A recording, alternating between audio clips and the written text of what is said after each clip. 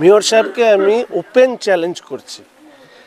আমাদের রাজ্যের সরকার যে বাজেট পেশ করেছে, কর্পোরেশনে না রাজ্যের 3 লক্ষ কোটি টাকার কিছু বেশি, তার মধ্যে রাজ্যের নিজস্ব আয় হচ্ছে 89,000 কোটি টাকার কাছাকাছি।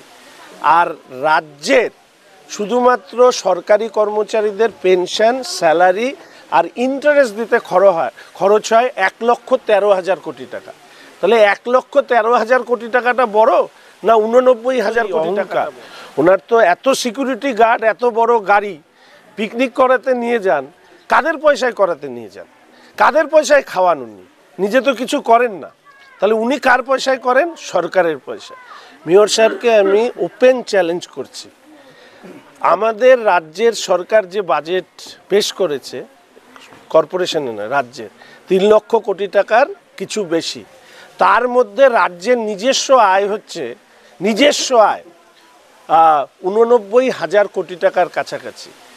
আর রাজ্যের শুধুমাত্র সরকারি কর্মচারীদের পেনশন, স্যালারি আর ইন্টারেস্ট দিতে খরচ হয় 1,13,000 কোটি টাকা। তাহলে 1,13,000 কোটি টাকাটা বড় না 89,000 কোটি টাকাটা বড়? রাজ্যের তো নিজস্ব আয় দিয়ে রাজ্যেরই কর্মচারীদের মাইনে দিতে পারবে না, পেনশন, ইন্টারেস্ট দিতে পারবে না। আবার গৌতমবাবু বড় বড় কথা বলেন। রাজ্যটা চলে কেন্দ্রের সরকারের প্রদেয় টাকায় এবং মার্কেট ঋণে। গৌতমবাবুর এটা জেনে রাখা উচিত। এই ধরনের অধ্যত্বপূর্ণ মন্তব্যের পরিপ্রেক্ষিতে বলি, সরকারি টাকা কারো পৈতৃক সম্পত্তি নয়, কারো পৈতৃক সম্পত্তি নয়। সরকারি টাকা জনগণের টাকা, যার উপরে দায়িত্ব তাকে কাজ করতে দেওয়া হয়। গৌতমবাবু এই প্রশ্নের উত্তর দিন তো। আমার বিধায়ক উন্নয়ন তহবিলের 3 কোটি টাকা আমি পার্কিংয়ের জন্য দিতে চেয়েছিলাম, কেন আমার সাথে দেখা করেননি? লজ্জা লাগে? হারার পরে লজ্জা লাগে? বড় গাড়ি নিয়ে চললেই বড় হওয়া যায় না।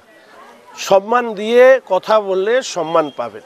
যদি এই ধরনের কথা বলেন তাহলে প্রথম ওনাকে উত্তর দিতে হবে, 5,000 লোকের পিকনিক নিয়ে গেছিলেন, টাকা কে দিয়েছিল আপনাকে?